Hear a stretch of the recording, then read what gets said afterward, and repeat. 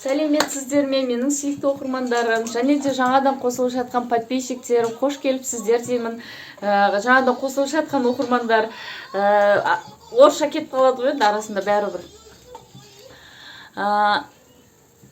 Бүгін мен айтатыным сіздерге бүгінгі тақырып өткенде айтып кеткен коронавирус болған. Мен беременность кезінде как раз ол қатты жүріп жатқан кезде коронавируспен ауырдым.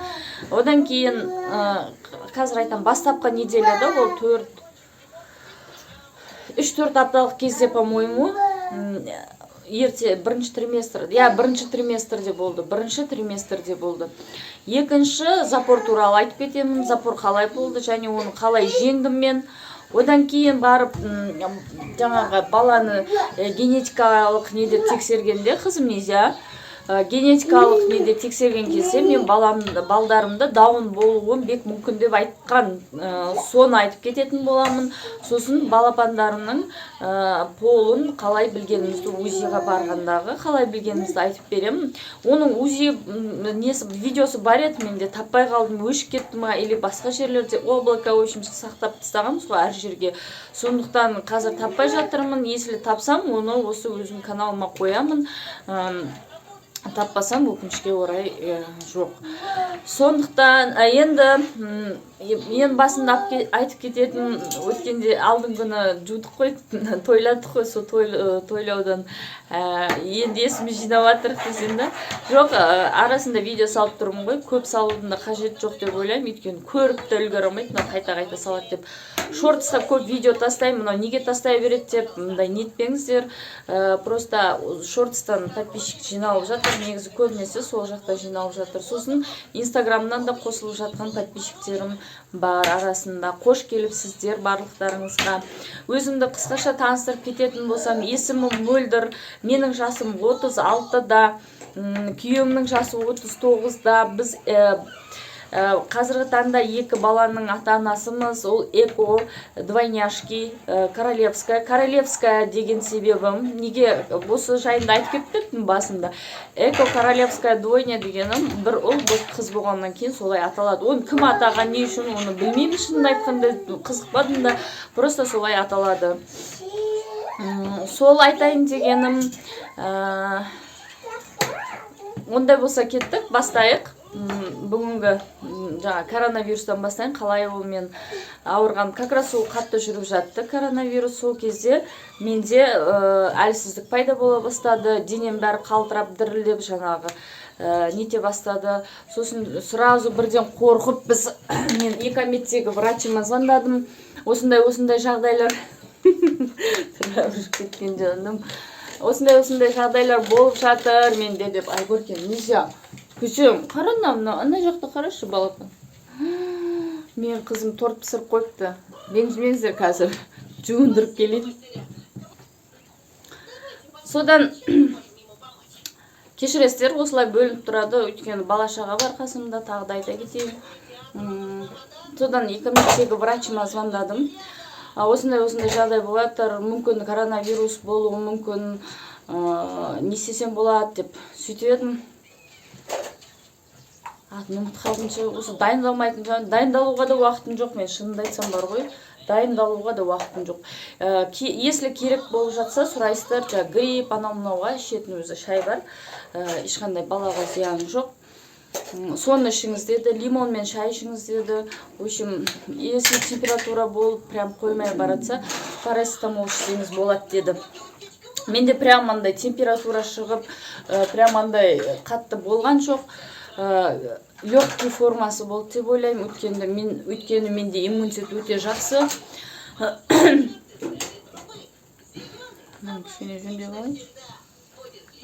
Содан кейін жаңа шайды алып келдік пачкамен, соны қайта-қайта іше бердім, лимонға, жаңағы шайды лимонға, чайға лимон қосып, оны да іше бердім. В общем, острый, пияз, чеснок, сондайлар жедім. Бірақ менде дәм сезу мен иіс сезу кетіп қалды. Содан білдім мен оны точно коронавирус екен. Бірақ та ешқандай скорый шақырып нетпедім, қорықтым, апарып жатқызып тастайды ма деп ше. Одан кейін құдай біледі, олардың не істейтінін, там укол салып бір бәле істеп сол үшін де айтпадым. Қатты ауыр болмағаннан кейін үйде жаттым. 2 күн ба 3 күн ба сондай болды. Кейін жайлап қайтты. Сосын бір апта 2 апта дегенде дәм сезу, иіс сезу қайтадан қайтты. Содан Аллаға шүкір ол аурудан жақсы жеңіл өтіп кеттім. Күйеуім де ауырды, күйеуімде де өте жеңіл өтіп кетті, Құдайға шүкір. Күйеуім де ауырып жүрді, сосын жөтеліп жүрді. Оны барып өкпесін тексерткіздік.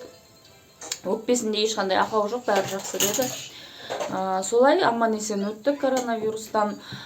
Содан кейін жаңағы менде айттым ғой сіздерге, писари салдым, ол бар, видео көрсеңіздер болады. Содан кейін айтпақшы, жаңадан келген, эко туралы білгісі келген қыз-келіншектерге айтарым, менде плейлист деген бар. Каналыма кірсеңіздер, плейлистқа кірсеңіздер, эко менің тәжірибем деген болады. Соның ішінде, осының бәрін соның ішіне сақтаймын.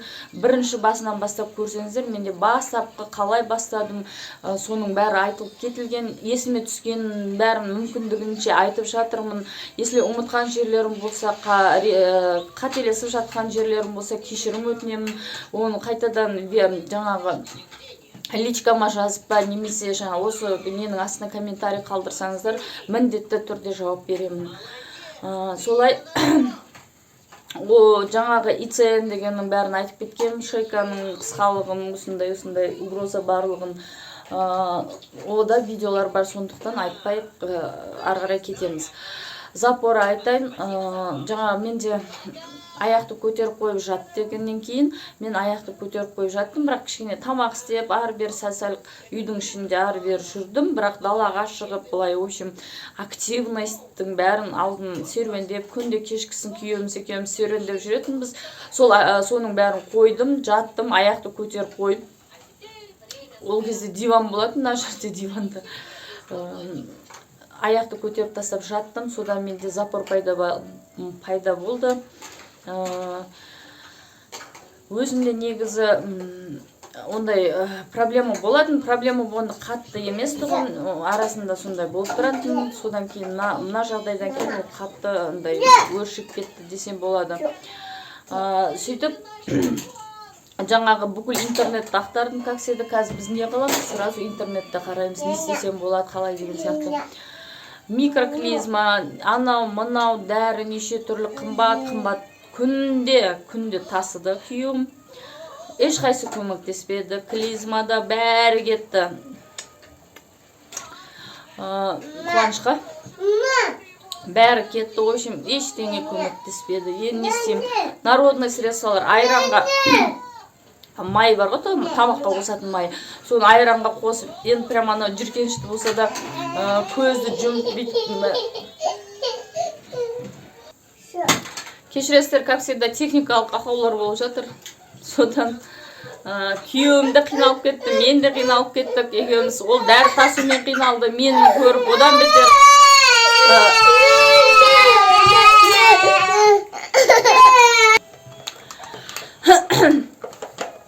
Сонымен екеуміз де қиналып кеттік. Сөйтіп, не істеймін енді? Басқа амалым жоқ. Врачым Екаметтегі, сол кісі өте қатты сенем, Айгерім Бақтыбынаға. Сол кісіні өте жақсы көрем, соған иманындай сенем, короче. Сонымен соған звондайын дедім. Бір болса сол көмектесер дедім.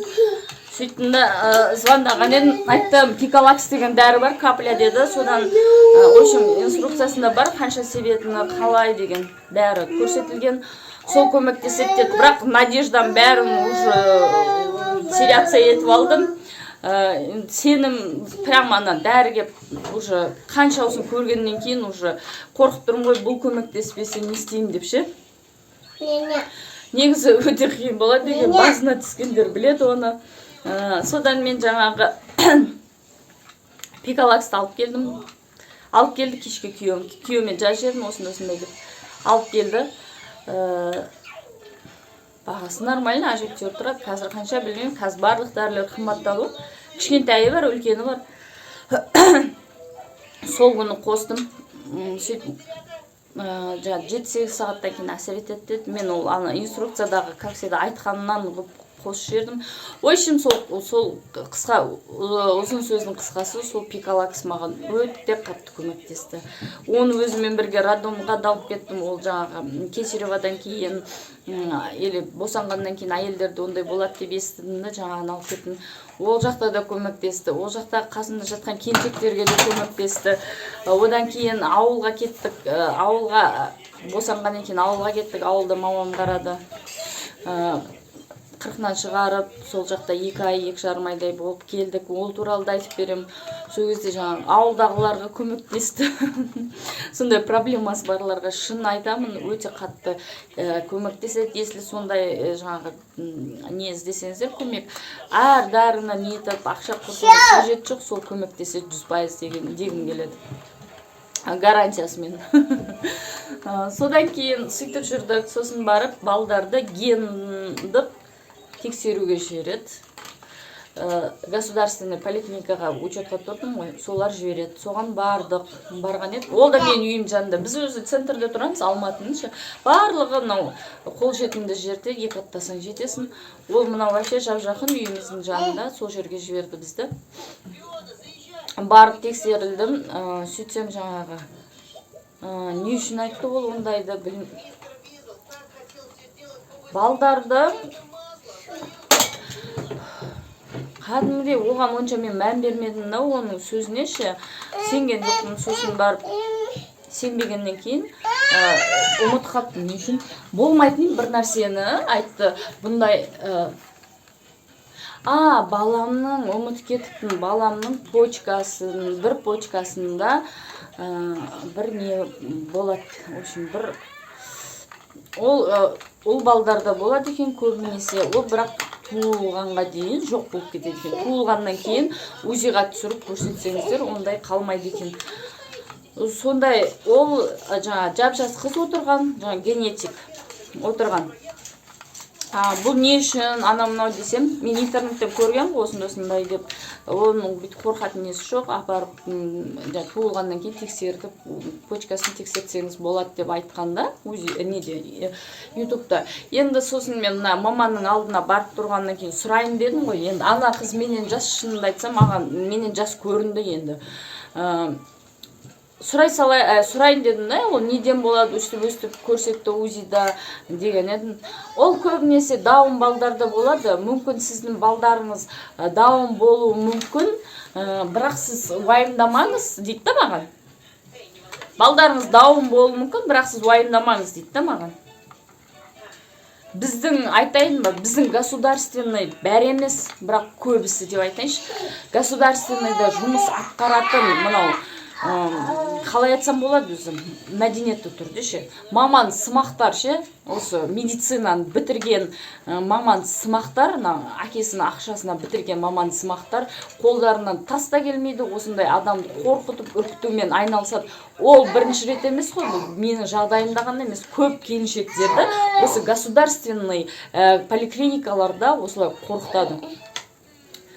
Өздері тасты да білмейді да, ішіп лағып жүріп бітірген оқуды. Ондай бір адам бар, менің танысым, ішіп жүріп бітірген медицинаны, бірақ қазір жұмыс істеп жатыр, қазіргі таңда қандай немен істеп жатқанын да оны бір Алла біледі да. Сол айтады маған сондай деп. Сосын мен айттым, ешқандай ештеңе емес. Барлық мен неге барған, платно УЗИларға барғанда барлығы жақсы деп, балдарының развитиясы барлығы жақсы деп жатыр.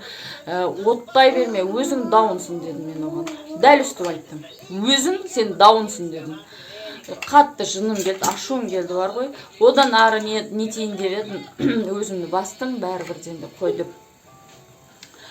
Сонымен ол мейлі ғой, менің сіңлім одан кейін ауылға барғаннан кейін менің сіңлім 2 қабат, туған сіңлім жа егіздің сыңары 2 қабат көтерген.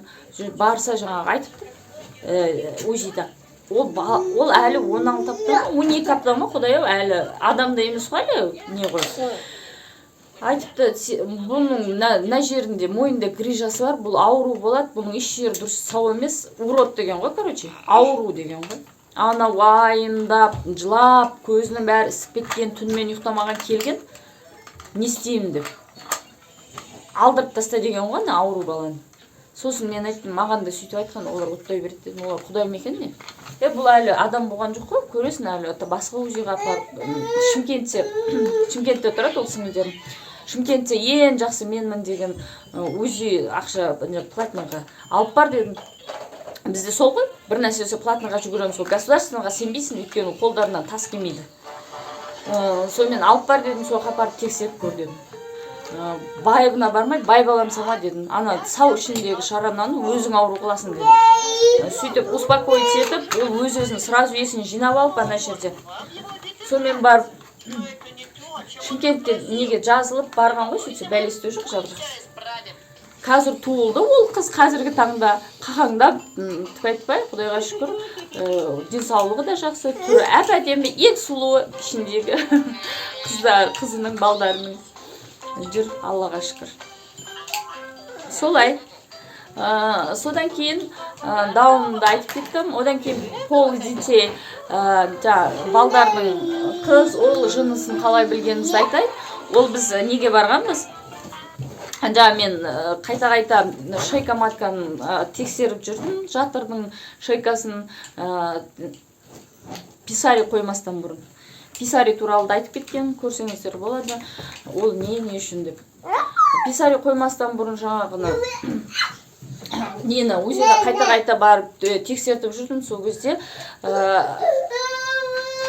ИРМ-ге сексенден ғой. ИРМ-де УЗИст бар, орыс. Татьяна, ұмыт қалдым. Ой, жаным, осындай техникалық ақаулар болып тұрады, ренжімеңіздер. Сондай өте жақсы УЗИст. Бірден білдім оның жақсы маман екенін. Енді ондай жерлерге жақсы мамандар да болады ғой. Сосын менде қанша неделя екені есімде жоқ. Өткен жолы айттым ғой, 10 неделяда салдырдым, писарит дедім ғой.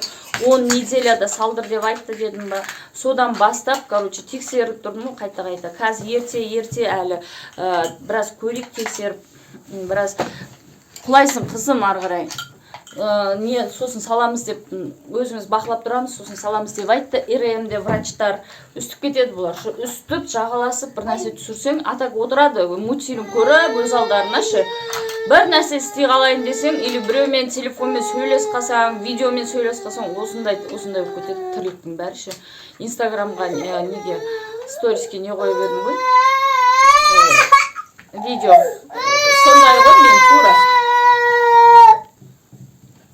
Содан жаңағы қай неделя точно есімде жоқ, ренжімеңіздерші, менен көп нәрсе есімде шығып кеткен, тем более мына екі баламен қазір әлі еш жинай алмай жатырмын шынына келгендеші. Әлі сол босанғаннан кейін әлі бір күн демалған жоқпын. Осы екеуімен алысып келе жатырмын.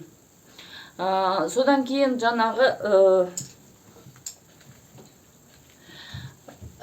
ерте еді, срогы ерте еді. Полын көп адам айтамайды ол уақытта ше.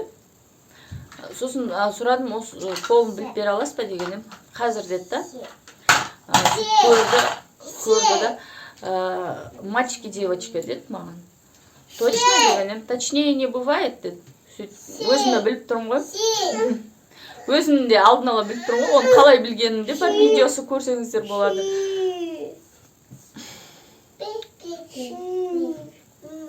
Сонымен не керек? Сөйтіп шықтым. Сол полын білгенім сол. Келесіде жаңа қалай босанғаным перинатальный центрге қазір шақырам. Қазір анаяқтан бабай шақырам. Ки давай тез. Бабай келінен қоланды жеші мынау. Памперсы бір не алады, сиетті тастап. Келесі жолы сонымен қызықты айтатын нәрселер көп. Осымен видеоны тоқтатайын. Мына екеуі лағып кетті. Екеуі екі жаққа ше. Солай. Сау болыңыздар. Келесі кездескенше аман болыңыздар. Ауырмаңыздар. Отбасыларыңыз аман болсын. Эко бастайын деп жатқандарға сәттілік тілеймін. Эко істеп күтіп отқандарға аман есен босаныңыздар деймін. Барлықтарыңызға аманшылық тілеймін. Сау сәлеметті болыңыздар.